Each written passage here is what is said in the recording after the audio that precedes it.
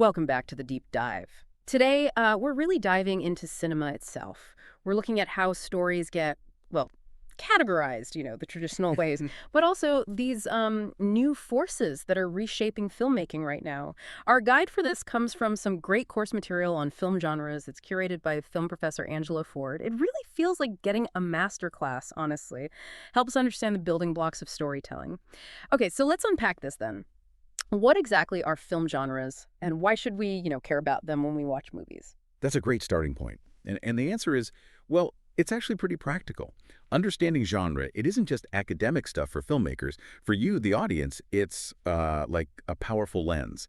It helps you see how stories are put together, how they're marketed, actually, and maybe most importantly, what expectations they set before you even decide to watch. It lets you kind of get beneath the surface, right? To figure out why some films just click with you and maybe why others don't. It's about understanding the language the film is speaking. That makes a lot of sense. So they're like signposts, universal ones, a kind of shared vocabulary between the creator and us, the audience.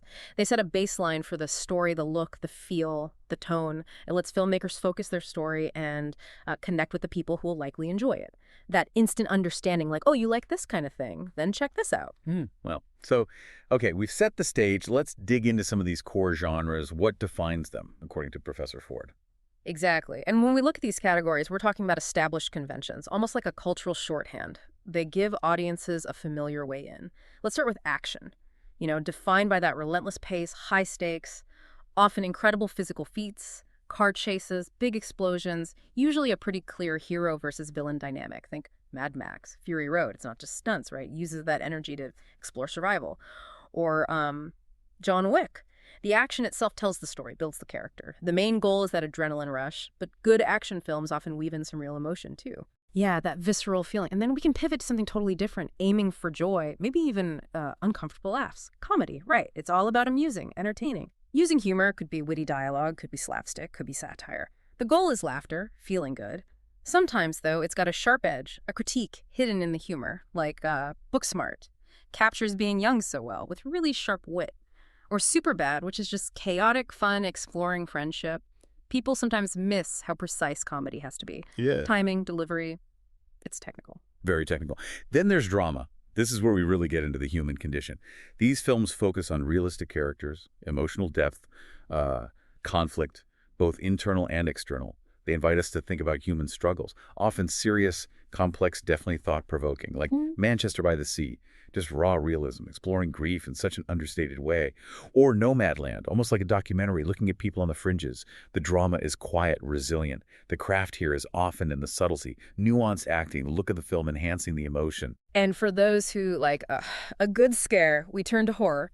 This genre is just masterful at scaring, disturbing people, startling them. It builds suspense, taps into really primal fears, often uses supernatural stuff or psychological dread or, violence. Modern ones like Hereditary, they don't just rely on jump scares. They build this awful atmosphere, sound, visuals. Oh, definitely. And The Babadook uses this monster from a kid's book to explore grief and mental state, shows how fear can be really deep metaphorical. Exactly. The power of horror is often in how it controls pacing, uses sensory details, very precise manipulation. Moving into the more imaginative stuff, we have sci-fi, science fiction. Offers a unique canvas. Explores futuristic ideas, tech, space, alternate realities, pushes the boundaries of what seems possible or gets philosophical.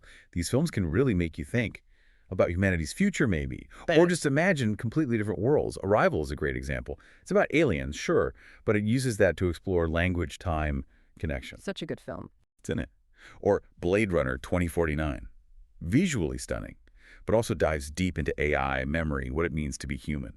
Sci-fi often works by reflecting our present concerns through a future lens. Right. And if you like puzzles, suspense. That feeling of your pulse racing, that's thriller. All about creating excitement, suspense, keeping you guessing. On the edge of your seat often involves crime, maybe espionage, or just intense psychological tension. Parasite, brilliant social thriller. The suspense isn't just plot twist, it's that unbearable class tension. Masterfully done. For Prisoners. So intense, moral ambiguity, a father pushed to extremes, it just grabs you psychologically. Absolutely. Editing and the score are so crucial in thrillers, maintaining that tension. And then, of course, where things get truly magical. Fantasy. This genre takes us to worlds where magic is real, mythical creatures exist, heroes go on epic quests. It deliberately breaks from our reality, imaginative, often grand scale. The Lord of the Rings is the obvious one, right? Builds an entire believable world, history, languages, cultures, Yeah, huge stakes. absolutely iconic. Or something like Pan's Labyrinth, darker but beautiful, blends history, horror with a child's fantasy world. The challenge in fantasy is often that world building, making the magic feel real within its own rules, making it serve the story's heart. And finally, one that touches almost everyone, romance. Centered on love stories, emotional connections between characters, explores relationships, passion, sometimes heartbreak. Think La La Land. Bittersweet story about love and ambition, using music in that vibrant LA setting. Yeah, the visuals and music really carry the emotion there. Or Before Sunrise. So simple, just conversation, capturing that magic of an unexpected connection. The craft in romance often comes down to believable chemistry between the actors and dialogue that feels real but also meaningful. So you can see, understanding these genres isn't just about putting films in boxes. It shapes audience expectation. Yeah. Hugely. You go to horror expecting scares, comedy for laughs, romance for, well, romance. Right, you know what you're signing up for mostly. Exactly. And that directly influences marketing. Studios know how to target you, the viewer, based on genre. And for filmmakers, it provides creative constraints, a framework, which sounds limiting, maybe, but it also gives them something solid to push against, to subvert. That's where innovation happens. That's the really exciting part, isn't it? When they don't just fit the box. The best films often mix genres, create something totally fresh, like you mentioned an action comedy. Hot Fuzz is a perfect example. British humor meets explosions. Or Alien, that blend of sci-fi and horror. Yeah. Just masterful cosmic dread. Still terrifying. Yeah. So it's not just about labels, it's about playing with those labels to make something new. But, the film world doesn't just sit still, it's always changing. Beyond these traditional genres, which give us the foundation, the whole landscape is evolving. There are these bigger trends. Professor Ford's material points out, historically, how genres rise and fall, reflects culture. Like thrillers might surge when society feels anxious. Action films seem pretty timeless as escapism, though. Always at play, those macro shifts. But what's really fascinating now, we're seeing these powerful forces affecting stories beyond just genre. These are emerging influences really shaping what gets told, who tells it, and how you experience it. And these aren't small tweaks, they're fundamental shifts. In perspective, tech, the industry itself. Okay, let's break those down. First up, the female gaze. What does that mean exactly? It's more than just having women on screen, right? Oh, much more. It's a shift in perspective. Moving away from traditional, often male-centric viewpoints, it's about portraying women, their experiences from their subjective view, affects character development, how intimacy is shown, even how the camera looks at things. Like Portrait of a Lady on Fire, the way it observes feels different. Exactly. Empathetic, observational. Contrast with how a male gaze might typically frame women. It's about authenticity, a deeper storytelling. And connected to that, in a way, is intersectionality. This isn't just about showing different groups separately. It's understanding how different identities, race, class, gender, sexuality combine, how they create unique experiences in the story. Recognizing, say, a Black woman's experience isn't just Black plus woman, it's distinct. Right, it's the overlap that matters. Precisely. A film like Moonlight does this brilliantly. Explores identity through race, sexuality, class, all intersecting. Gives such a richer understanding than focusing on just one aspect. Makes for really layered, compelling stories. Then there's the huge one, the streaming wars. Netflix, Disney+, all of them. This changes more than just where we watch, doesn't it? Absolutely. It directly shapes what gets made. This intense competition means a huge demand for content. Yeah. A gold rush, like some call it. It's blurring lines, too. Short series feeling like long movies.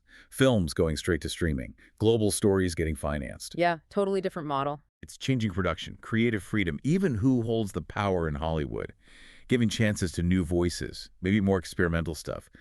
And we also see this growing link between film and gaming. It's more than just movie adaptations of games now. Right, games themselves are getting super cinematic. Exactly. Using Hollywood talent for voices, motion capture, even story structure. And games influencing films back.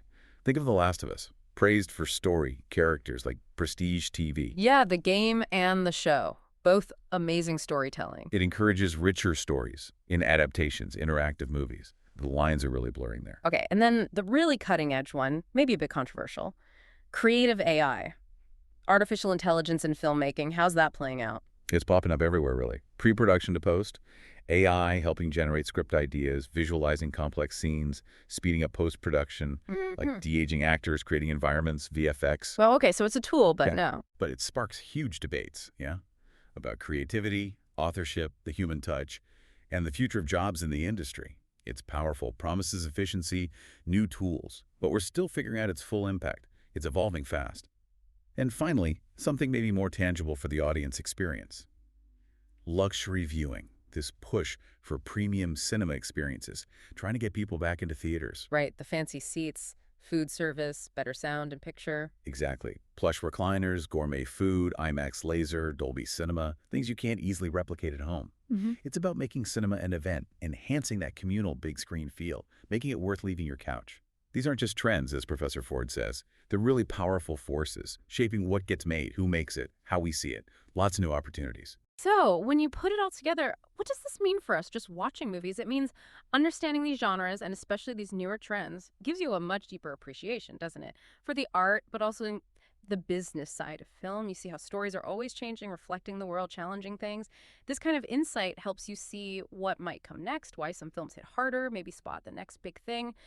Just makes you a more engaged viewer, I think. More informed. Yeah. Wow, okay, that was quite the journey today. We went through the core film genres, action to romance, those signposts, and then looked at these powerful forces beyond genre, the female gaze, AI, streaming, all shaping things right now.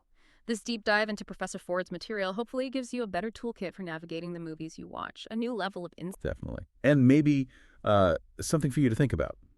Your turn, perhaps. Consider the last film or show you really connected with. Did it fit neatly in one genre box, or was it blending things? Maybe doing something unexpected? And could you spot any of these beyond genre trends at work? The perspective, maybe. The influence of streaming. AI's touch.